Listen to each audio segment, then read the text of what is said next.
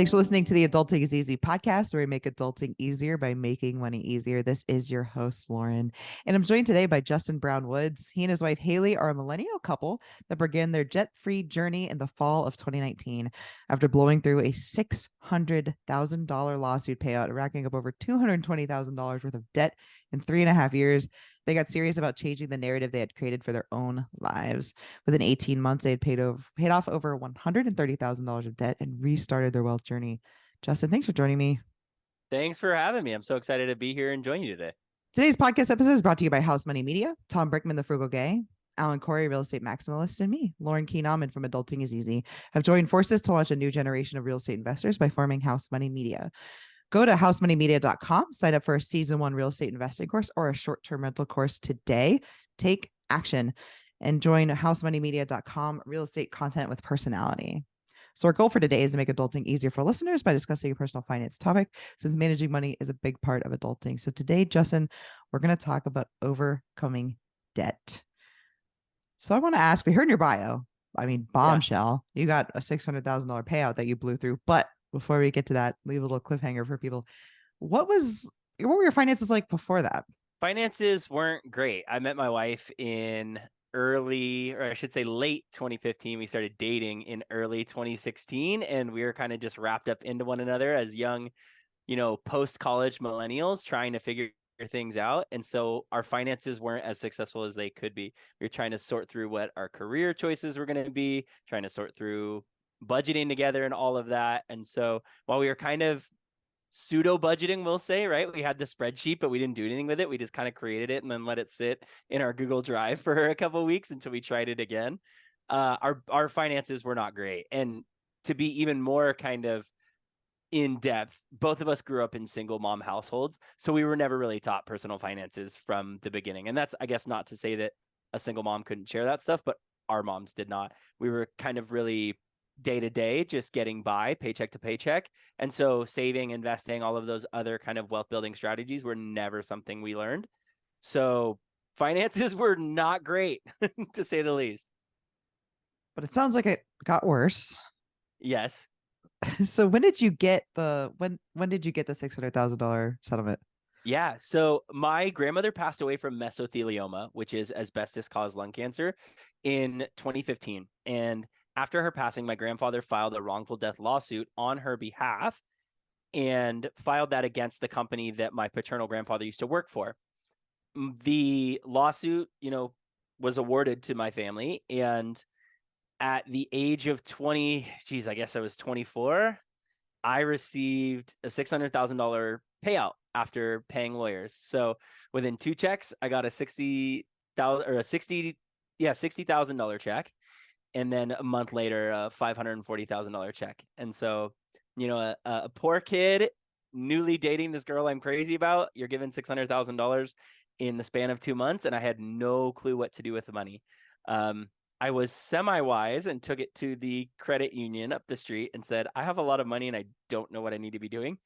And they got a Roth started for us, at least. And she tried to preach having a rainy day fund, but I was not listening. So yeah, that's where we got the $600,000. Within the course of 3 years, we had blown through that and gotten into over $220,000 worth of debt. That debt was student loans, credit cards, car loans, a timeshare, furniture from Ashley's Furnitures, a cardio machine from Dick's Sporting Goods. Every single type of debt that you think somebody could have, we had, and it was pretty ridiculous.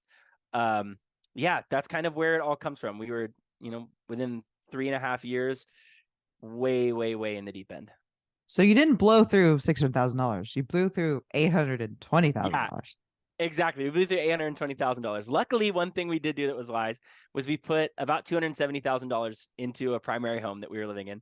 We could have bought it in cash, but we didn't. We decided just to still carry a mortgage. So that was wise. I was relatively proud of that because it helped on our debt, journey nonetheless. But beyond that, we'll talk sometimes and we have no clue where that money went. We know that $30,000 went into our wedding and $10,000 went into the engagement ring I got for Haley because I was trying to ball out. And we spent on, a vacation to Nashville. But beyond that, it really is pretty wild when you think about, I don't really have anything to show for that money. I think that says a lot though, because the same Yeah. thing happens in your bank account sometimes. You're like, I had 10. This happens in our short-term rental account. It's like there was $25,000 in there. Now there's 5,000. What happened? Yeah. Seriously. It's really eye-opening looking back on it now. Like, holy smokes. I like to think that I'm a lot better with money now, and I still can't remember where it went. I know that there were probably some really great dinners and some really great wine tasting trips in there that we probably didn't need, but yeah, it's gone at this point. Well, need is subjective. I mean, I, Yeah, I true. I I like to think I need good wine tasting in my life. Yes, definitely. Definitely. It's definitely a need for sure. That's my thing. Um, so how long did it take then to go through that money and then end up in that debt? Yeah, so in early 2016 was when we got the check. And in October of 2019, we have kind of our famous pumpkin muffin story. I came home from teaching one day, and Haley was 8 months pregnant and had finished her teaching day a little early and had gone to Costco and purchased some pumpkin muffins. And I got home and she was like, I got these really good muffins. You're going to love them. They're in the kitchen. And rather than be like super hyped about this super yummy pastry, I was really frustrated and I was really bummed that we didn't have $7 in our bank account, or I didn't believe we had $7 additional in our bank account for my pregnant wife to buy muffins that were fixing some craving. And so we kind of got into an argument about it, and we realized like something's truly up here. Like, this is deeper. This is a bigger issue if we're this worried about it. We started to kind of budget then. And a couple weeks later, I remember I was driving to work. And this is kind of, I don't know, one of those pivotal moments, but I was driving to work at a 30-minute drive, and I basically sobbed the entire way to work. And I'm not particularly religious, but I remember having like an open conversation with God of just like, why am I feeling so frustrated? Why am I struggling so much? Why am I not holding up my end of the bargain with my wife and soon to be born daughter? And I'm really needing help. And it was almost immediately that night that we started listening to a relatively big financial podcast and we started to get on a budget and hammer away at the debt. So from, March of 2016 to October, November of 2019 was really that like 3.5 year period where things went downhill until we finally said like, never again, we're getting out of this. So one of the first steps, if you will, is you've got to know what debt you have. Mm-hmm. So you obviously you have this muffin story, you have this revelation. How did you feel as you were going through your debts? It was hard because a lot of it was student loans. We had $130,000 worth of student loans. We still do have $90,000 of student loans. We've been waiting to pay on those with the federal pause. And so we're kind of waiting to see. I also think that's part of maybe wealth management, is understanding that maybe there's a different idea between getting out of debt and what kind of debts and all that, right? But it was difficult because we had a high amount of student loan debt as master's level teachers, and teaching historically just doesn't pay great. So it was really frustrating to know that we got these degrees we were really proud of, but that maybe would hold us back for quite some time. Beyond that, the credit card debt, that was difficult because my mom actually never really had credit card debt. She was a single mom who never really even like qualified for credit. And so to me, I didn't ever see credit card debt in my life.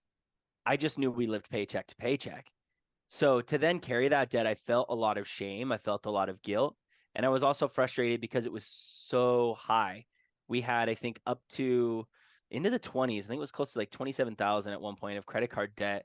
Just unwise stuff, right? Part of it was the timeshare that we purchased on a credit card that they opened up for us when we were drunk in Mexico. Like, when you think back to that, right? And when we hear people talk about timeshares and people say things like, how could you be so stupid to sign up for a timeshare? And you're like, well, I was drunk in Mexico and I was that stupid. And like, what does that say about me? We carried a lot of shame. We carried a lot of guilt when we were looking at just how much debt we had racked up. And then uncovering, as we've gotten better with our like financial literacy ideas, uncovering just how successful we could have been if we did wiser things with $600,000 is hard to look back on, for sure. So you went through that shame or maybe some guilt, really just some awful feelings, I'm sure. How do you get to where you are now? How do you just kind of move forward from it? I think a lot of it is reflecting on it and owning it and being honest. I have a tendency sometimes to not be the most self-aware, and it's something I'm working on. Owning exactly how I'm feeling and recognizing what my head and my heart are trying to tell me in that moment and just sitting with it, as uncomfortable as it is. And then the other thing is finding people who are sharing ideas, sharing important stuff that is valuable and speaks positivity into you. I'm a teacher, so I really believe in like a heavy growth mindset. I really believe in positive affirmations, but it was so funny because I never did that for myself. But then I realized, wait, I can have positive financial affirmations too. Like this doesn't have to be like, I'm a nice guy. There can be money affirmations like, I deserve abundance, or I deserve to have wealth. I deserve to build appropriately, whatever you want to say, right? And so realizing that there are people out there that share that message and getting into a community of people like that who are going to kind of hold you and walk alongside you was the most beneficial. And it takes time. It's not something that happens overnight. You can't just sit there and be like, well, I don't feel like crap anymore about my debt. I don't feel like crap about blowing through $600,000. Like at some point you do have to kind of sit with that and own it. And over time, it does feel a little bit better. And it obviously also feels better as you start to hammer out that debt and feel more successful. Sure. And I don't think you can blame yourself. I mean, you can only make the decisions and act and take, have different behaviors based on what you know at the time. And I mean, you didn't Totally. know any better. I mean, what can you do? That's how, if I ever have a decision that I would say I'm on the brink of regretting, I remember that I said I made the best decision I could with the information I had at the time. Totally. And that's part of life, right? Like that's something we all understand just as somebody in society. If I know better, I'm going to do better. But until then, I'm trying the best with where I'm at.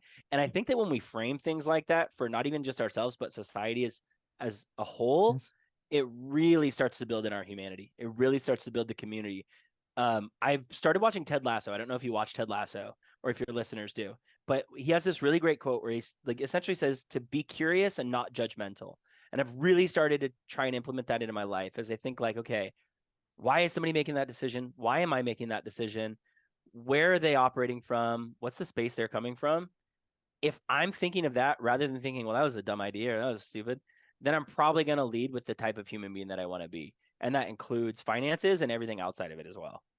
Absolutely. It's sort of the old assume positive intent thing. Mm-hmm. Or, a lot of times if someone is, say, rude to me in public, I sometimes think, I feel bad for that person because there's Yeah. if someone who is in their life for 30 seconds like I am, if they're hurting me like that, what are they doing to the people around them and who's hurting them? And that's just Mm-hmm. how I try to think of things. That's a great lens. So in terms getting back to the debt, then how tactically what did you do to get rid of some of it? We did a lot. So that first day that I was struggling in the car, I messaged our financial advisor that was at the credit union and said, what can I do with those Roth contributions that I put in there? I've heard I can do something with them. And she said, yeah, actually, you can pull those if you want. You can't pull gains, but you can pull those and start to do what you want with that. And so we did. We did that almost immediately. Pulled, I think it was close to 12,000 at the time, and threw that almost immediately towards credit card debt. A week after our daughter was born, in the middle of December, I sold my car. I had a paid off Toyota RAV4, which was a really great car for kids, and I sold it and got a Civic, which was obviously cheaper, and I was able to throw $11,000 there towards our debt. We sold our paid off Toyota 4Runner, and that brought us a decent income. That was 32,000 that we sold that for, and then we put 8,000 into the next vehicle, so that was another 24,000 there. We threw every single stimulus check at it. Mind you, our debt payoff journey is right in the middle of COVID, so we were able to trim our budget a lot and save a ton on dining out and all of those other expenses, and we were getting stimulus checks. And like whether that's a right or a wrong, I'm not here really to say. I'm just saying what we did with the stimulus checks was we threw it immediately at our debt, sold a ton of other stuff. I sold everything in our house that I just thought did not bring us any value. And I was just geeking out on Facebook Marketplace between selling juicers and blender bottles and a hiking backpack that my sister gave me that I never used, like just anything I could. And then we trimmed our budget. And that was really the big one. I picked up a second job as a bartender, and almost everything I made as a bartender was able to go towards our debt. So I was teaching, and then I would log off of Zoom or whenever, and an hour later I'd have a bartending shift. And I wasn't making a ton. I'd make 100 to maybe 200 a night, which is decent money, I think. I know some bartenders, my brother's had some shifts where he makes $800 serving beer at a craft brewery, which is cool. But we would just throw that at the debt as well. So those are kind of the big things we did. I know that if I look back, I'm sure there's other little mini things that we considered or thought of, but those are really the big ones. And the only one that I would probably say I don't recommend is the Roth contributions, because I was young and I could have left those in there and made some. But in 2021, we did sell that house that we lived in, and that kind of wrapped up our debt-free journey. So we paid off the last little bits of the timeshare then and some other debts, and then we're kind of just sitting on that money to see what happens with student loan payments. Got it. So you did a little bit of everything. You made more, you spent less, Mm-hmm. you sold things, you cashed out some retirement. Yeah. You really pulled out all of the stops. Yeah. And that's, I think, why we were able to do it in 18 months. We coach clients now and tell them hey, maybe that wasn't the healthiest thing. We were in lockdown and had nothing better to do. And so we kind of just wanted to get rid of it. But there wasn't a whole lot of life lived in those moments that maybe wasn't the most sustainable. It's a lot like a fad diet, right? And so we've over time realized what sustainability really looks like for our family and how to manage that a little bit better. And that's kind of what we try and coach people on now, just so they're not thinking that what we did in 18 months is reasonable, because it's kind of not. It really was pretty wild.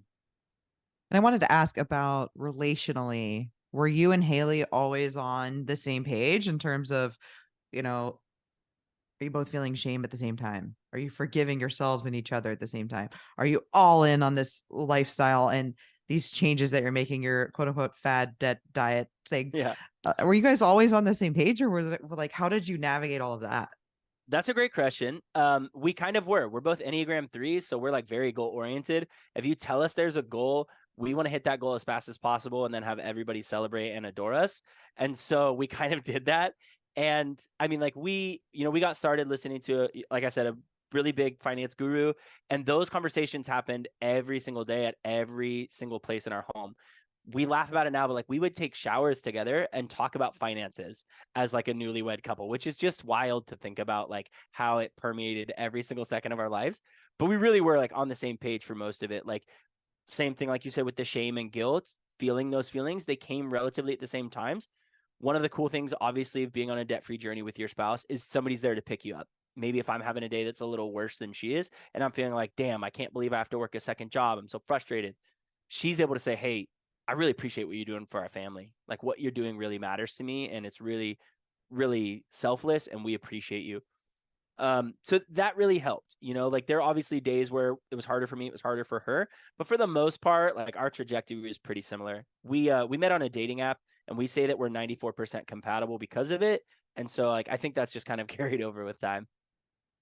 My husband and I met in 2015 on a dating app as Nice. well. So there's some alignment there. He and I are definitely very similar, both Virgos, both very type A, and Nice. we go on bike rides, we talk about personal finance, and we did it. I think our second conversation, I asked him if he had an emergency fund. I'm not kidding. Not That's super proud of it exciting. now, but yeah, I'm really good at dating. Yeah, Doug, for sure. Getting your dating advice from adulting is easy. I love it. So I forgot what I was gonna ask you. I was gonna say, so this journey was so pivotal for you all that it's now what you're doing. You're helping other people full time with this, right?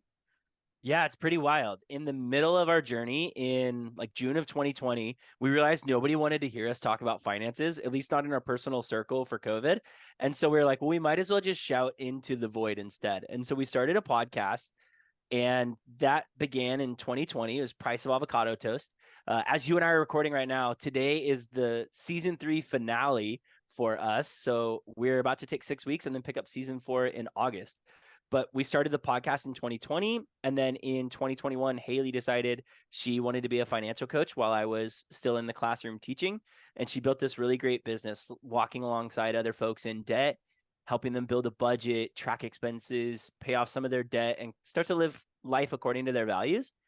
And it just took off in 2022. So she's invited me on to coach with her full time, and it has, now become what our family does. I get to be home with my children and coach folks in the afternoon and help them out. And it's just been a really cool blessing and such a wild story that like, this is now what our family does. And we always say like, even if it only lasts for a short season of life and we ever choose to go back in the classroom or get other jobs, like what a special time that this is what we get to do while our babies are young and not in school. Like we're really, really blessed. Yeah, absolutely. Can you tell us a story about one of your clients anonymously, but what's kind of a big win you guys have coached a client through? Ooh, a big win. That's a great question. There's been a lot so far. I would say for, I would say for me, one of the ones that I'm really proud of watching, and it's one that we actually even have a podcast episode on, so I don't feel like I'm, pulling any tricks on them. One of Haley's first clients, they were some beta clients for Haley. They just had a ton of success on their debt-free journey, and it has led to them being able to continue to build their family. The wife is working on building her business more. They've just had a ton of success and really started to kind of hone in on what they want long-term for their future. And that was probably the first moment where I saw what Haley was doing and said, whoa, that's making a difference in somebody's life. That's really cool. That's really rewarding.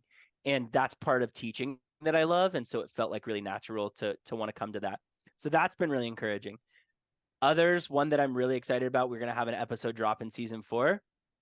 A woman who had gone through financial infidelity with her husband came to work with Haley.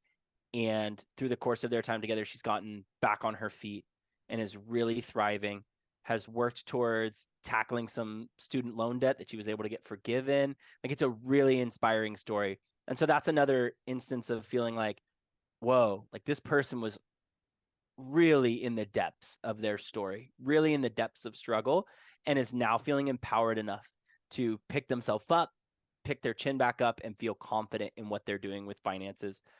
So those are just two of the stories. Like that's honestly something we see from most clients. It is one of the best joys, like getting off a call with a client and being like, wow, their life is better because of what they're doing, and I get to be witness to it. It's remarkable. It's so rewarding. I sold training. Well, I was in the training space for 10 years. I sold training for 9 of it. And I definitely think there's a crossover, I'm sure, between teaching and being in the personal finance space. I'm not doing coaching like you guys are, but I'm much more passionate about this than I was about the training in corporate because I feel like I'm closer to it. And I feel like the stories are more personal, which I really appreciate. Totally. I mean, if you're helping somebody, much like you guys are doing with House Money Media and stuff, like helping somebody build wealth, helping somebody find their financial footing long term so that they get to live the life they want, so that they get to choose what their future looks like, there is nothing more rewarding than that. And I'll stand by that 10 out of 10. Like there is nothing better than seeing somebody say, I'm actively choosing what I'm doing. Like it's such a blessing. And we could end it there, but still, I will ask, is there anything you'd like to add before we wrap up? I just want to say thank you. Thanks for letting me come on and share kind of who I am, who my wife is, what we do.